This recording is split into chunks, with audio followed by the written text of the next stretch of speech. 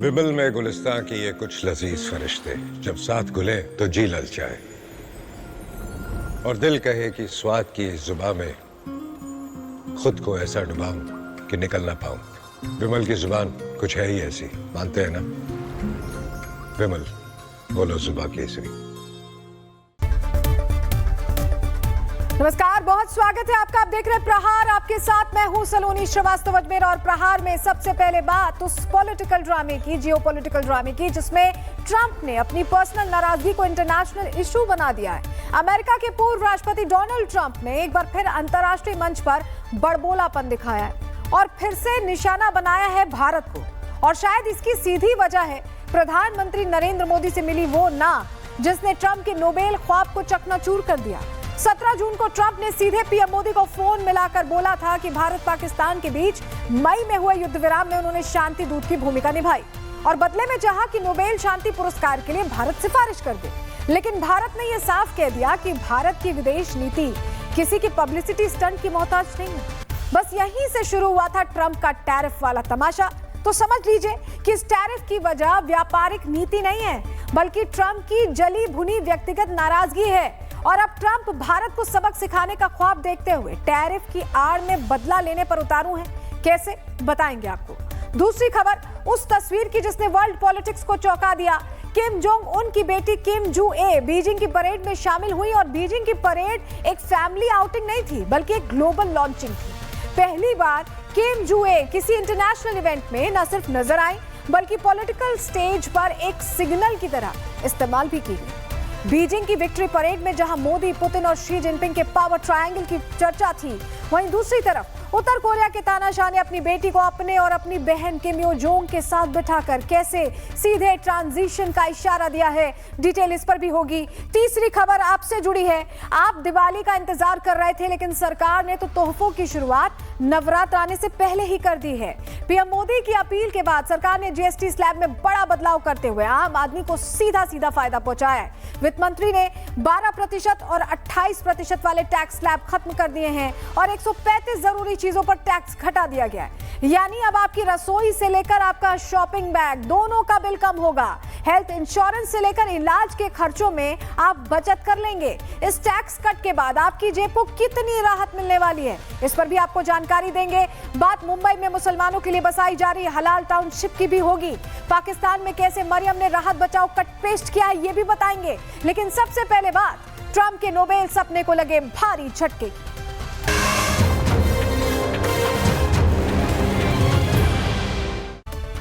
चलिए प्रहार की शुरुआत करेंगे और आपको बताएंगे कि किस तरह ट्रंप के पागलपन का टेम्परेचर लगातार बढ़ता जा रहा है। वो ये नहीं समझ पा रहे हैं कि आखिर करें तो करें क्या।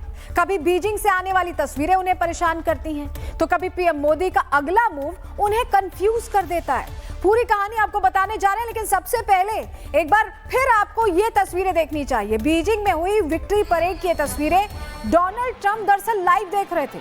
आपको डोनाल्ड ट्रंप का वो पोस्ट याद होगा जहां उन्होंने गुड नाइट लिखा था ट्रुथ सोशल पर। लेकिन अब जो खबर हम आपको बताएंगे उससे आप समझेंगे कि डोनाल्ड ट्रंप तो उस रात सोए ही नहीं, गुड नाइट तो यूं ही लिख दिया था। अगली तस्वीर देखिए, ये वो तस्वीर है। जो अगली तस्वीर हम आपको दिखा रहे हैं, ये वो तस्वीरें हैं जो डोनाल्ड ट्रंप के दिमाग की लाइब्रेरी में जाकर सेव हो चुकी हैं। ट्रंप चाह कर भी इन तस्वीरों को भूल नहीं पा रहे हैं, बार बार रिविजिट कर रहे हैं। और यही वजह है कि रूसी मीडिया ये कह रहा है कि ट्रंप कुछ इस तरह, तस्वीर देख रहे हैं आप, कुछ इस तरह पूरी रात टीवी के सामने बैठे थे। ये रशियन मीडिया कह रहा है। ट्रंप ने गुस्से में गुड नाइट तो कह दिया, लेकिन हकीकत क्या थी? रूसी मीडिया उस पर कुछ इस तरह से तंज कस रहा है। ये देखिए तस्वीर देखिए, यानी जो लीडर्स वहां पहुंचे हुए थे उन्हें देखकर ट्रंप तिलमिला रहे थे, बड़बड़ा रहे थे, बौखला रहे थे। ये वही तस्वीर है, कुछ ऐसा ही हुआ होगा, ऐसा रूसी मीडिया, रशियन मीडिया इमेजिन कर रहा है और इसके साथ तंज कस रहा है डोनाल्ड ट्रंप पर। और देखिए इसके पीछे एक वजह भी है। ये तस्वीर देखिए, बीजिंग में उड़ते प्लेन देखने के बाद ट्रंप कुछ इस तरह बौखलाए हुए हैं कि जब पोलैंड के राष्ट्रपति व्हाइट हाउस पहुंचे तो बचपना दिखाते हुए ट्रंप ने उनके ऊपर से ही प्लेन उड़वा दिए। वो बीजिंग के उस पावर शो का जवाब इस बचकानी हरकत से देना चाहते थे क्या? सवाल ये तस्वीर आपको फुल फ्रेम दिखाते हैं।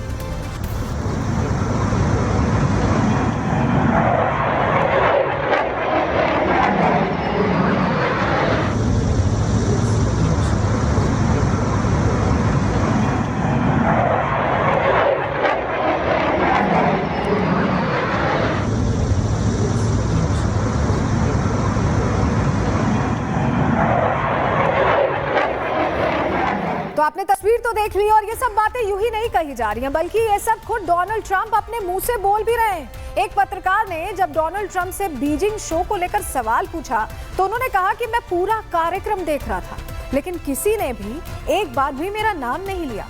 इस बात का मुझे बुरा लगा। सुनिए जरा।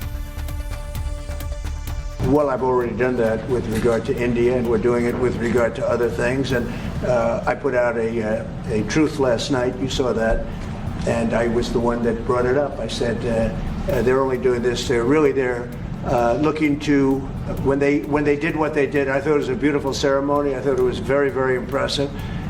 But I understood the reason they were doing it, and they were hoping I was watching, and I was watching. My relationship with all of them is very good. We're going to find out how good it is over the next week or two. I think that we helped China very much, as you know, when they talk about freedom. And I don't believe that, and maybe I'm wrong, I hope I'm wrong, but I don't believe that America, that the United States was acknowledged for helping China to gain its freedom. But perhaps that was just that was a sleight of hand. I mean, I was very surprised. I watched the speech last night. President Xi's a friend of mine, but I thought that the United States should have been mentioned last night during that speech because we helped China. देखिए, अब Trump ने ये तो बता दिया कि वो पूरी रात बैठकर बीजिंग की तस्वीरें देख रहे थे, लेकिन उन्होंने ये नहीं बताया कि सबसे ज्यादा तकलीफ उन्हें पीएम मोदी की तस्वीरों ने दी है। हालांकि इसका एक संकेत उन्होंने जरूर दिया जब एक पोलिश पत्रकार ने उनसे सवाल पूछा कि क्या आप रूस पर कभी कोई सैंक्शंस लगाएंगे, तो वो बौखलाते हुए क्या कहने लगे, सुनिए। You've expressed many times your frustration and disappointment with Putin, but there's no action since you took your office. Don't you worry that? How do you know there's no action? But don't you worry? Wait. What actions did you have you taken? I'm with Polish Radio. Okay. How do you know there's no action?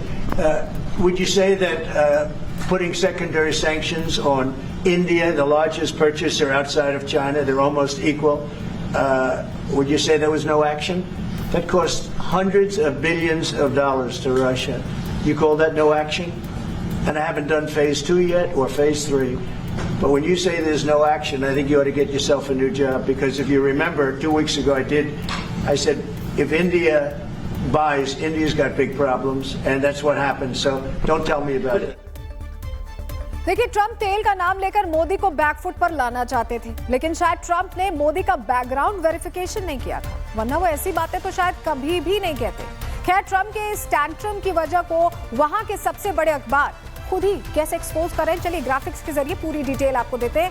New York times की हम बात करें। New York times की report के अनुसार 17 जून 2025 को Donald Trump ने PM Narendra Modi से फोन पर बात की और नोबेल शांति पुरस्कार के लिए नामांकन की मांग भी रखी।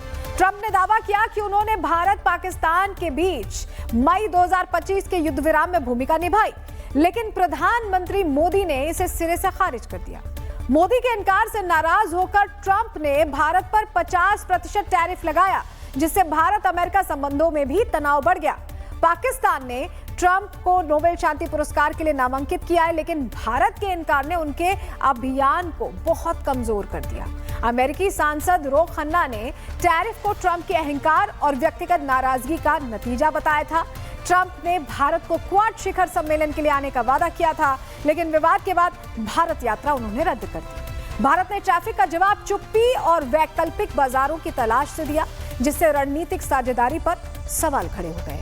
ट्रंप की नोबेल वाली दीवानगी उनके सर पर चढ़कर बोल रही है और वो इस वजह से सारे संबंधों को ताक पर रखकर भारत के खिलाफ सुबह शाम कुछ ना कुछ बोलते रहते हैं। मोदी शांति से टैरिफ गिरी का इलाज कर रहे हैं, लेकिन मोदी के पक्ष में पुतिन ने ट्रंप के लिए क्या कहा है वो भी सुन लीजिए। I wouldn't really speak about any domineering pose. It doesn't mean that this new multipolar world should have any hegemons, because no one is speaking about this, not in BRICS, not in the SCO. Everyone has equal rights in this multipolar world. And from international law point of view, everyone must have equal rights, must be in the similar position. Yes, there are economic giants like India or China, and actually our country is among top 4. देखिए, Trump की tariff गिरी उन्हें back foot पर ला चुकी है, तो वहीं उनके खास चाटुकार पीटर नोवेरो के खिलाफ भी विरोध तेज हो गया है। अमेरिका में रहने वाले हिंदुओं ने अब मोर्चा खोल दिया है और ट्रंप सरकार से मांग कर रहे हैं कि सबसे पहले तो इस चाटुकार को समझाओ, इसका मुंह बंद कराओ। ये विस्तृत लेटर जो लिखा गया है नोवेरो के लिए, वो हम आपको दिखा रहे हैं। लेकिन नोवेरो को चुप कराने से पहले आज जरूरत है ट्रंप को चुप कराने की, क्योंकि ट्रंप के नोबेल प्रेम का हर्जाना पूरे अमेरिका को चुकाना पड़ रहा है। क्यों हम ऐसा कह रहे हैं, जरा डिटेल आपको दे देते हैं। देखिए, मूडीज की अगस्त 2025 की रिपोर्ट कह रही है कि अमेरिकी अर्थव्यवस्था मंदी के कगार पर है, रिसेशन आने वाला है। मूडीज के मुख्य अर्थशास्त्री मार्क जैंडी ने बोला है कि जीडीपी का 1/3 हिस्सा बनाने वाले राज्य अब जोखिम में आ चुके हैं, उनके लिए दिक्कत खड़ी हो गई है। वॉशिंगटन डीसी, उत्तर पूर्व, मध्यम पश्चिम में सरकारी नौकरियों में कटौती की जाएगी। जनवरी से मई के बीच 2025 की जो रिपोर्ट कहती है कि वॉशिंगटन डीसी में 22,100 सरकारी नौकरियां खत्म कर दी जाएंगी, स्लैश डाउन हो जाएगी। वहीं रॉयटर्स की तरफ से एक आ गया कि अगस्त 2025 में मैन्युफैक्चरिंग पीएमआई 48.7 लगातार छठी गिरावट देख रही है। ये समझिए, रिपोर्ट्स बता रही है सूरत हाल अमेरिका का। और ट्रंप के टैरिफ से उत्पादन लागत जो है वो बढ़ गई है। कारखाने बंद होने का अब खतरा इसी के साथ खड़ा हो गया है। आईएसएम सर्वे क्या कहता है ये भी जान लीजिए। आयात शुल्कों से निवेश और रोजगार को नुकसान पहुंच रहा है, सीधा नुकसान पहुंच रहा है, लॉस हो रहा है। मूडीज मॉडल कह रहा है कि अगले 12 महीनों में 49% मंदी की संभावना है। लगभग 50-50 समझ लीजिए। और जिस तरह की नीतियां है ना डोनाल्ड ट्रंप की, ये 50, 60, 70 होते देर नहीं लगेगा। इन तमाम चेतावनियों और आंकड़ों के बावजूद ट्रंप बेलगाम हो चुके हैं। वो टैरिफ को ही अपना हथियार समझकर बैठे हुए हैं। उन्हें लगता है कि टैरिफ के नाम पर वो अपना सुपर पावर अस्तित्व बनाए रखेंगे। लेकिन हकीकत क्या है, इस रिपोर्ट के जरिए समझिए।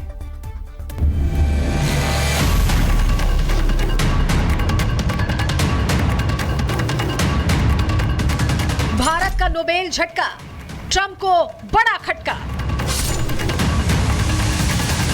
ट्रंप करें तो क्या करें, कोई सुनता नहीं।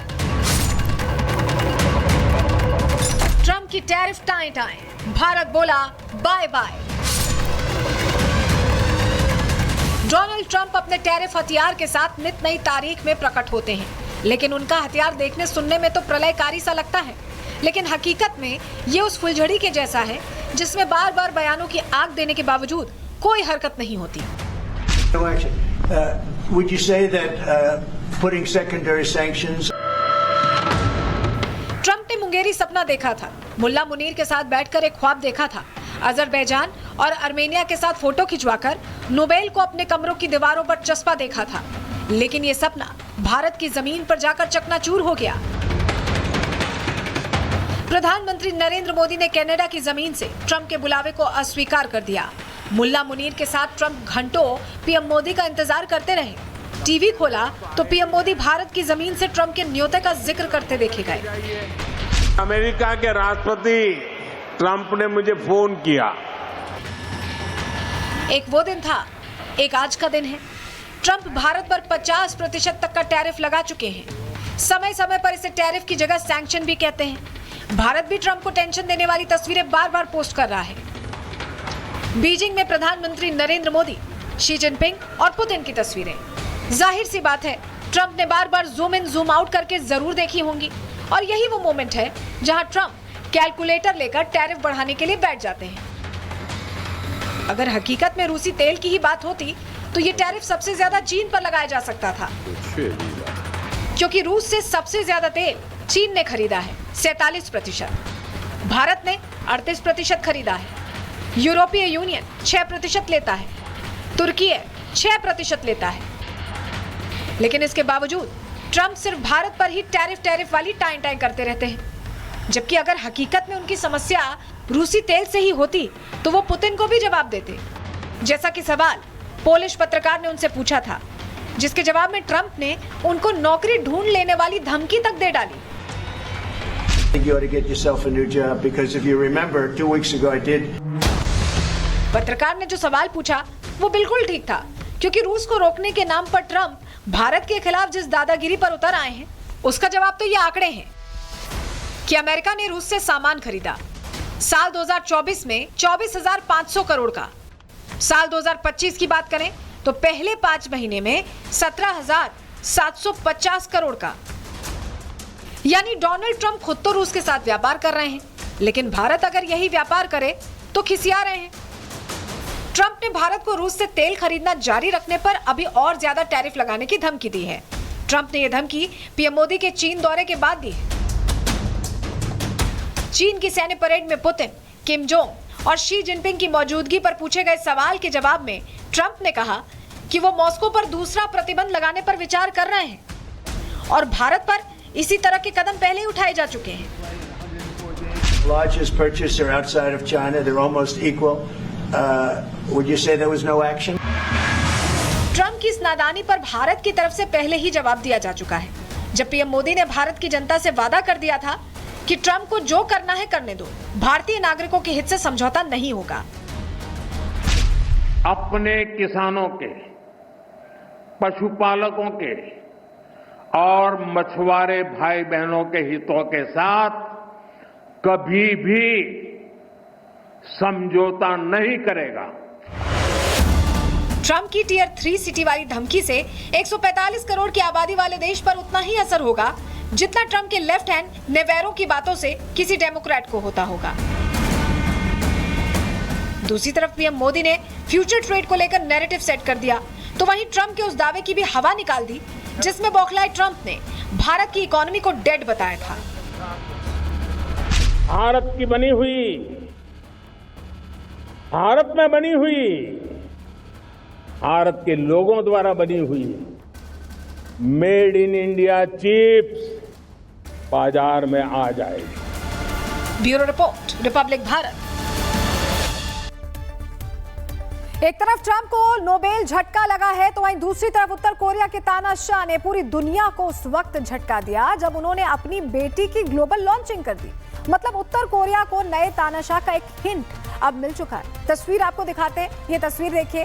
टीवी पर पहली बार किम जोंग की बेटी देखी गई है। वो अपने पिता के साथ बीजिंग की यात्रा पर आई थी। जो विक्ट्री परेड थी उसका हिस्सा थी उनकी बेटी। ये तस्वीर आपको दिखा रहे हैं और पहली बार ऐसा हुआ है किम जो ए तस्वीरों में कैद हुई हैं किम जोंग उन के साथ। और ये एक इंटरनेशनल इवेंट था, तो आप समझिए कि इंटरनेशनल इवेंट पर अगर अपनी बेटी को किम जोंग उन लाए हैं तो कुछ सोच के ही लाए होंगे। और ये दूसरी तस्वीर आपको दिखा रहे, देखिए विक्ट्री परेड में अपने ठीक बगल में अपनी बेटी को खड़ा किया है, अभिवादन कर रहे हैं, अपने साथ हर तरफ लेकर जा रहे हैं। और तीसरी तस्वीर देखिए जहां किसी आम पिता की तरह किम जोंग उन भी भोले भाले से बन जाते हैं, बात करने लगते हैं। लगता ही नहीं कि तानाशाह है, कितने हम्बल, कितने ज्यादा सॉफ्ट हार्टेड लग रहे हैं। लेकिन सच्चाई इससे तरह हम सभी जानते हैं तानाशाह के तौर पर मशहूर है। देखिए दावा ये किया जा रहा है कि किम जोंग उनकी यही बेटी अब उनकी उत्तराधिकारी बनी। लेकिन आज एक सवाल तो ये भी उठ रहा है कि किम जोंग उनकी सौतेली बहन कहाँ है जो पहले उनकी उत्तराधिकारी बनने वाली थी। जरा इस पर भी थोड़ी डिटेल आपको ग्राफिक्स के जरिए देते हैं हम जानकारी। किम जोंग ने सत्ता संभाल ली है और सौतेली बहन भी एक्टिव थी, ये हमने देखा, लगातार अलग अलग मंचों पे दिखाई देती थी और किम जोंग के साथ साए की तरह रहा करती थी उनकी बहन।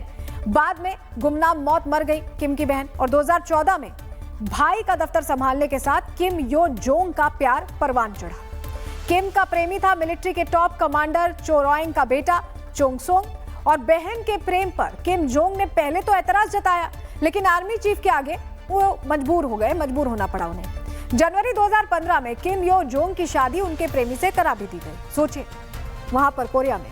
और 2015 और 2018 में किम यो जोंग के 2 बच्चे हुए, लेकिन पति और बच्चों की तस्वीर आज तक किसी ने नहीं देखी है। लेकिन अब ये तस्वीर सामने आई है किम जोंग उन की बेटी की, तो मतलब साफ है किम जोंग ने भी बहन से पहले अपनी बेटी को चुन लिया है। हालांकि ये सवाल भी है कि किम की वो बहन कहां है जिसने बुरे वक्त में उनका सबसे ज्यादा साथ दिया था। रिपोर्ट देखिए।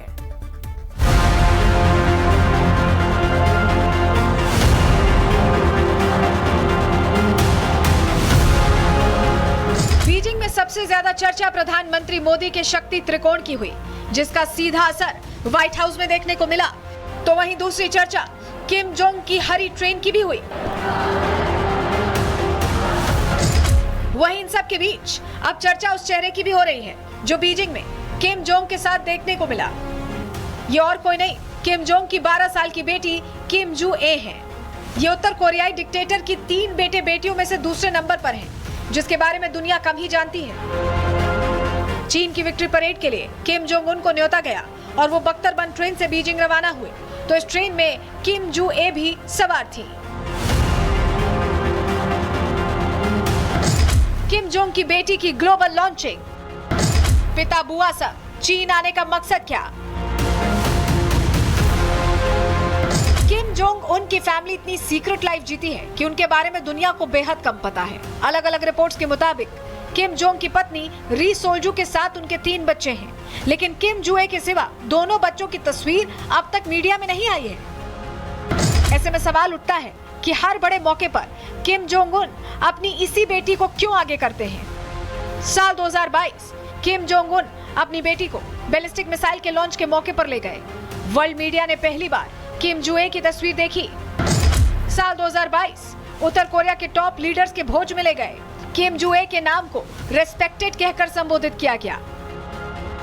अब किम की ये रेस्पेक्टेड बेटी बीजिंग में अपने पिता और बुआ के साथ कदमताल करते हुए दिखी।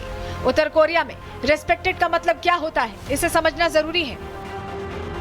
किम जोंग जब युवा थे और सर्वोच्च नेता नहीं बने थे, तब उन्हें भी नाम के साथ रेस्पेक्टेड कहकर बुलाया जाता था।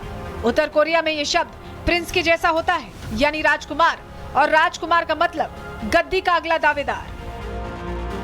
ऐसे में सवाल उठता है कि क्या किम जोंग उन ने अपना उत्तराधिकारी चुन लिया है? इस सवाल पर अभी कुछ साल पहले तक उनकी सौतेली बहन किम यो जोंग का नाम आता है, जो आज भी उत्तर कोरिया में किम जोंग उन के बाद सबसे ताकतवर लेडी मानी जाती हैं। किम यो जोंग की पूरी परवरिश इतनी सीक्रेट तरीके से हुई और अचानक ही इन्हें जब उत्तर कोरिया के ब्यूरो 39 की जिम्मेदारी दे दी गई, तब पूरी दुनिया चौंक गई थी। ये कयास लगाने लगी थी कि क्या किम जोंग उन अपनी सौतेली बहन को अपना उत्तराधिकारी बनाने वाले हैं। लेकिन बीजिंग दौरे पर अपनी 12 वर्षीय बेटी को आगे कर किम जोंग उन ने अपने उत्तराधिकार को लेकर सारे कयासों और समीकरणों में सरप्राइज ट्विस्ट दे दिया है। किम जोंग की बेटी की इस ग्लोबल लॉन्चिंग के बाद कहा जा रहा है कि किम की उत्तराधिकारी का एक हिंट उन्होंने दुनिया को दे दिया है। लेकिन क्या किम जू ए भी अपने पिता की तरह ही एक तानाशाह होगी, या फिर उत्तर कोरिया का भविष्य बदलने वाला है? Bureau report, Republic Bharat. तो ट्रंप का हाल बेहाल है, किम जोंग बेटी को लॉन्च करने में लगे हुए हैं, तो वहीं पाकिस्तान की खस्ता हालत हमेशा की तरह स्थिर बनी हुई है। यानी पाकिस्तान में वो सब कुछ चलता है जो दुनिया में कहीं नहीं चलता। क्यों हम ऐसा कह रहे हैं, जरा तस्वीर देखकर समझिए। तस्वीर दिखाते हैं आपको। यहाँ पाकिस्तान के लाहौर में बाढ़ बारिश से हालात कितने बेकाबू, ये तस्वीरों को देखकर आप अंदाजा लगा सकते हैं। आवाम परेशान है, पूरे पंजाब प्रांत का हाल बेहाल है। तो तस्वीरें आप देखिए कैसे लोगों के लिए रहना मुश्किल हो गया। ये पंजाब प्रांत है जो पानी में पूरी तरह से डूबा हुआ दिखाई दे रहा है। लेकिन राहत बचाव के नाम पर वहां की मुख्यमंत्री क्या कर रही है? जब इस तरह की आपदा आती है तो मुख्यमंत्री क्या करते हैं? तुरंत राहत कोष से कुछ पैसे जारी करते हैं, रेस्क्यू टीमों को भेजते हैं। जैसे हमारे यहाँ भी दिक्कत की स्थिति है तो क्या हो रहा है, मदद की जा रही है, केंद्र भी मदद भेज रहा है। लेकिन यहाँ क्या हो रहा है, पाकिस्तान को देखिए, वहां की मुख्यमंत्री क्या कर रही है इस तस्वीर में देखिए। दरअसल मरियम नवाज ने जो ये तस्वीर पोस्ट की, मरियम नवाज की तस्वीर हम आपको दिखा रहे हैं जो उन्होंने पोस्ट की है, और वो कह रही है कि राहत बचाव इसके जरिए होगा। ये अलग अलग टॉयलेट्स इंस्टॉल किए गए हैं, वो राहत बचाव के नाम पर एक सोशल मीडिया से चुराई गई तस्वीर है। ये तस्वीर उन्होंने जारी कर कहा कि इंस्टॉल किया जाएगा ऐसी दिक्कत वाली जगहों पर जहां पर बाढ़ बारिश से हाल बेहाल है। लेकिन सच्चाई क्या है इस तस्वीर की? ये OLX की साइट से कॉपी पेस्ट की हुई तस्वीर है। कॉपी करके उन्होंने पेस्ट करके अपनी जनता को बेवकूफ बनाया, माहौल बनाया। तो अब मरियम जब डिजिटल चोरी करने में व्यस्त हैं, तब शायद उन्हें अपने देश के असली हालात नहीं दिखते। ऐसे में आज हमने सोचा कि क्यों ना उनकी थोड़ी मदद कर दी जाए। पाकिस्तान का बुरा हाल उन्हें लाइव दिखाया जाए। हमारे संवाददाता इंटरनेशनल बॉर्डर पर पहुंचे, उनकी रिपोर्ट आपको दिखा रहे हैं। समय इंटरनेशनल बॉर्डर पर है, जहां पर मैं आपको दिखा रहा हूं कि कैसे पाकिस्तान पूरा यहां पर डूब चुका है। देखिए तस्वीरें अगर मैं आपको दिखाऊं तो ये जो पानी का सैलाब है, और ये जो पानी का सैलाब है कैसे ये पाकिस्तान की चारों तरफ आपको दिखाई दे रहा है। ये पानी जो है भारत में प्रवेश ना करे, लगातार इसकी जद्दोजहद भी इस समय की जा रही है। देखिए बोरियां यहाँ पर इसीलिए लगाई जा रही हैं क्योंकि पाकिस्तान जो है अपना पानी भारत की तरफ यहाँ पर छोड़ रहा है। लेकिन कई ऐसी चौकियाँ जो इस समय पाकिस्तान की देखिए डूब चुकी हैं। अगर मैं आपको देखिए जूम करके दिखाऊं, जहाँ पर आपको देखिए पीले पीले कलर के कई सारे जो चौकी हैं वो यहाँ पर आपको दिखाई देंगे जो इस समय पूरी तरह से डूब चुके हैं पाकिस्तान के। और इस बॉर्डर का ये जो मुख्य दरवाजा आप देखिए, ये जो भारत और पाकिस्तान का जो ये मुख्य दरवाजा है वो भी मैं आपको सामने यहाँ पर दिखा रहा हूँ। यही नहीं, जो तमाम रेस्क्यू में यहाँ पर लोग लगे हैं, इंडियन आर्मी के जवान जो है लगातार यहाँ पर पूरी निगरानी कर रहे हैं। आप देख पा रहे होंगे ऊपर से लगातार वो मॉनिटरिंग कर रहे हैं कि आखिर क्या। और चलिए आगे बढ़ रहे हैं। अब खबर देश की आर्थिक राजधानी मुंबई से, जहां अब सोसाइटी और टाउनशिप के जरिए मजहबी बंटवारे की साजिश का खुलासा हो गया है। दरअसल हलाल से जुड़ा नया विवाद सामने आया है, जिसके बाद न केवल सोसाइटी सवालों के घेरे में है बल्कि इसे लेकर सियासी जंग भी शुरू हो गई है। हुआ क्या है, इस बार कंट्रोवर्सी हुई है हलाल टाउनशिप परियोजना को लेकर। मुंबई में एक ऐसा टाउनशिप बनाने का ऐलान किया गया, डेवलप करने की बात की गई, जिसे सिर्फ मुस्लिम समुदाय को केंद्र में रखकर डेवलप किया जा रहा है। सोशल मीडिया पर हलाल टाउनशिप का विज्ञापन आने के बाद विवाद बड़ा होता गया। इस विज्ञापन में मुस्लिम परिवार को दिखाया गया और बताया गया कि कैसे सोसाइटी को मुसलमानों को ध्यान में रखकर तैयार किया गया है। स्पेशली हलाल घर को लेकर पूरा विवाद क्या है, चलिए ग्राफिक्स के जरिए पहले आपको बता देते हैं पूरी खबर। मुंबई के पास करजत में टाउनशिप पर विवाद खड़ा हुआ है। यह बताया जा रहा है कि धर्म पर आधारित रिहायशी कॉलोनी बनाई जा रही थी मुसलमानों के लिए। टाउनशिप को नाम को लेकर भी विवाद की शुरुआत हुई और सिर्फ मुस्लिम समुदाय के लिए यह टाउनशिप बनाई जा रही थी। ऐसे में हलाल लाइफस्टाइल टाउनशिप के नाम से इसका जमकर प्रमोशन हो रहा था। विज्ञापन में बच्चों को हलाल माहौल देने की बात कही जा रही थी। विज्ञापन में भविष्य को सुरक्षित रखने का दावा किया जा रहा था। एनएचआरसी ने महाराष्ट्र सरकार को ऐसे में नोटिस भेज दिया है और 2 हफ्ते के अंदर रिपोर्ट मांगी गई है कि क्या एक्शन लिया गया है। इस विवाद के बाद स्थानीय लोगों का क्या कहना है वो भी सुन लीजिए। मुंबई सटा मीरा रोड है और मीरा रोड में बिल्डर ने मुस्लिम समुदाय के या परिवार के एक फोटो लगाया है और फोटो लगाकर घर बेचने की कोशिश किया जा रहा है। यहाँ के हिंदू समाज के लोग हैं, ये पहुँचे हुए हैं, विरोध जता रहे हैं। हम इन लोग से बात करते हैं। क्या आप लोग विरोध जता रहे हैं?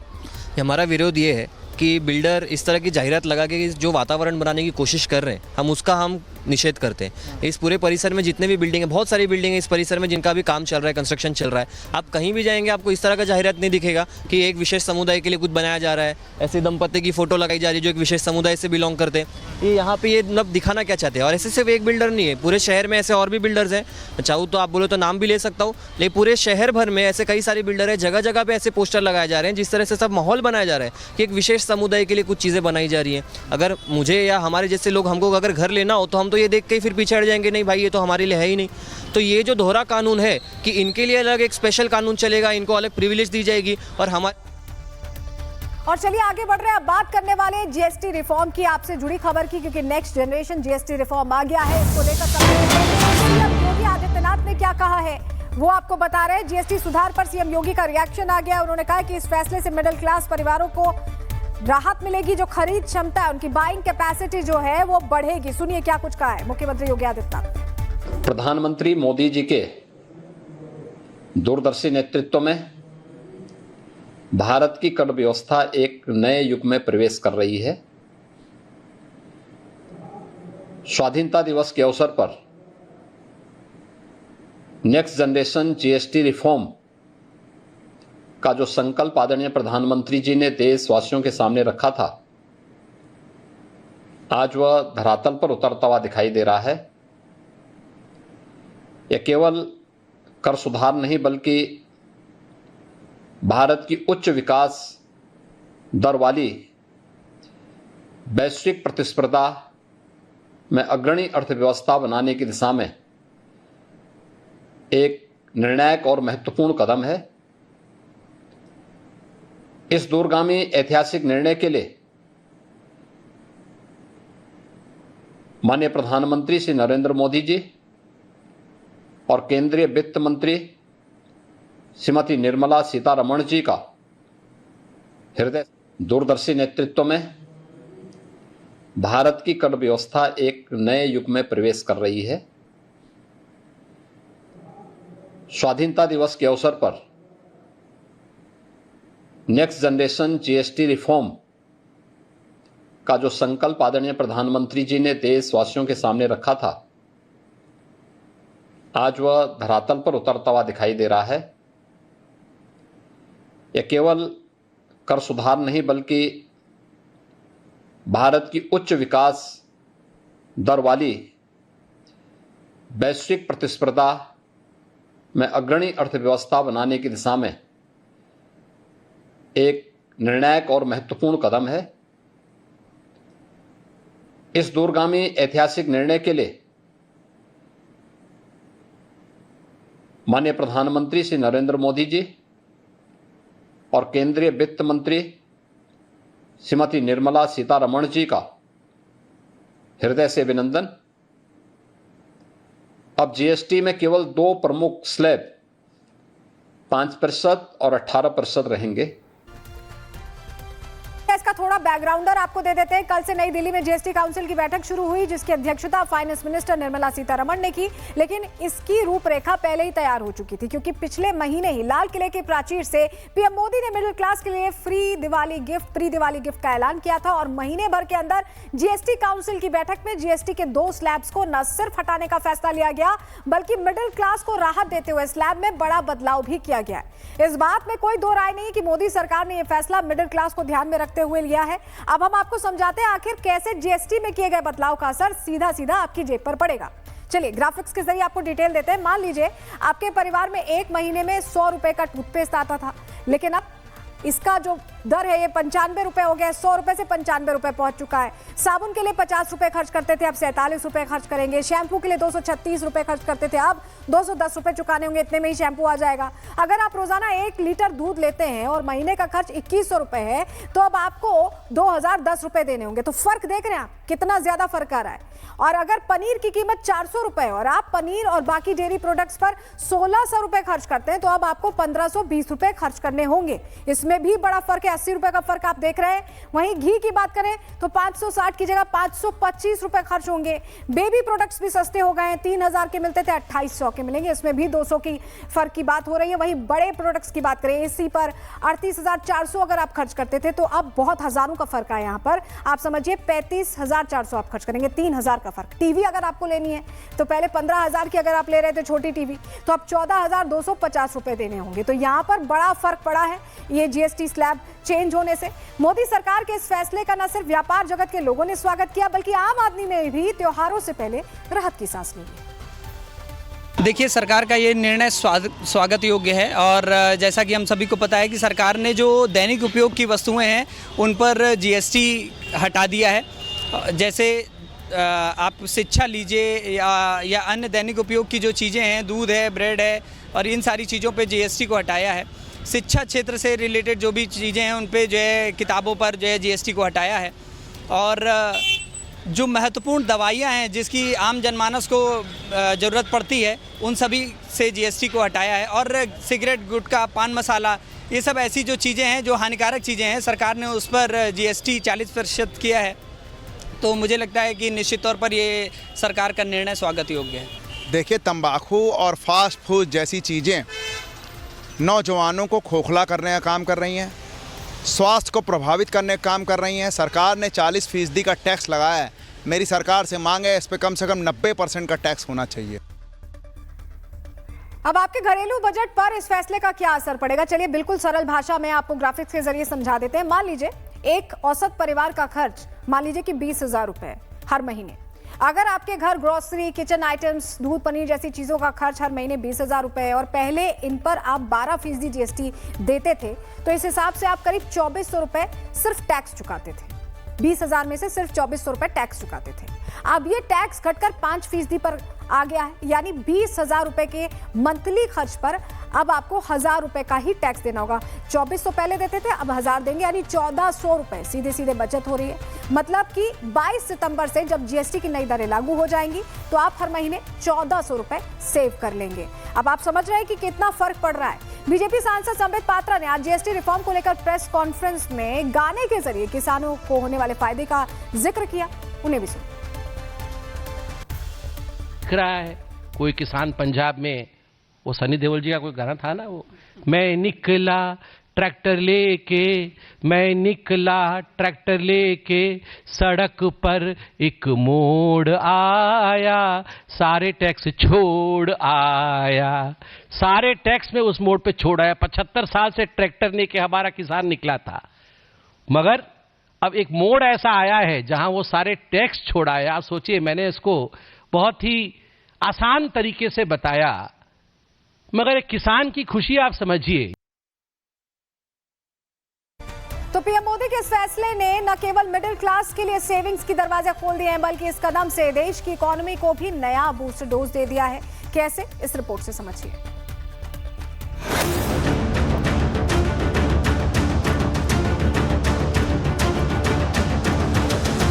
रोशन नवरात्रि, टैक्स राहत वाली। सामान्य मानवी की जरूरतों के टैक्स भारी मात्रा में कम कर दिए जाएंगे, बहुत बड़ी सुविधा बढ़ेगी। त्योहारों का सीजन, मिडिल क्लास को बोनस। थोड़ा सा फर्क तो पड़ेगा ही सर, फर्क तो पड़ेगा है कि थोड़ा जीएसटी कम होगा तो ऑटोमेटिक काम भी थोड़ा सा बढ़ेगा, इसमें मार्केट की स्थिति और बढ़ेगी। मोदी का इरादा, पूरा किया वादा। बहुत असर पड़ेगा इसका। पहले ये जीएसटी काफ़ी थी, अब कम हो गई है, उससे बहुत असर पड़ेगा। खाने पीने में जीरो कर दिया है तो उसका भी बहुत असर पड़ेगा। लाल किले की प्राचीर से पीएम मोदी ने जीएसटी रिफॉर्म पर ऐतिहासिक ऐलान किया और महज 19 दिनों के अंदर उस फैसले पर जीएसटी काउंसिल की मुहर लग गई। बुधवार देर रात वित्त मंत्री निर्मला सीतारमण ने इस फैसले का ऐलान किया। जरूरत के प्रोडक्ट्स पर रियायत और लग्जरी आइटम्स पर टैक्स में इजाफा किया गया है। और इस फैसले का सबसे पहला असर दिखा शेयर बाजार पर। जीएसटी में बदलाव से शेयर बाजार ने रफ्तार पकड़ी। सेंसेक्स निफ्टी में तूफानी तेजी आई। ऑटो से फाइनेंस तक के स्टॉक ने उड़ान भरना शुरू कर दिया। मोदी सरकार के इस फैसले का सबसे बड़ा फायदा आम आदमी को होगा। वैश्विक चुनौतियों की वजह से बढ़ती महंगाई से लोगों को जबरदस्त राहत मिलेगी। तो 22 सितंबर से ये राहत आपको मिलेगी, ये दरें लागू हो जाएंगी। इसी के साथ आज के लिए प्रहार में इतना ही। कल फिर हाजिर होंगे डिटेल रिपोर्ट के साथ। तब तक के लिए दीजिए इजाजत। नमस्कार।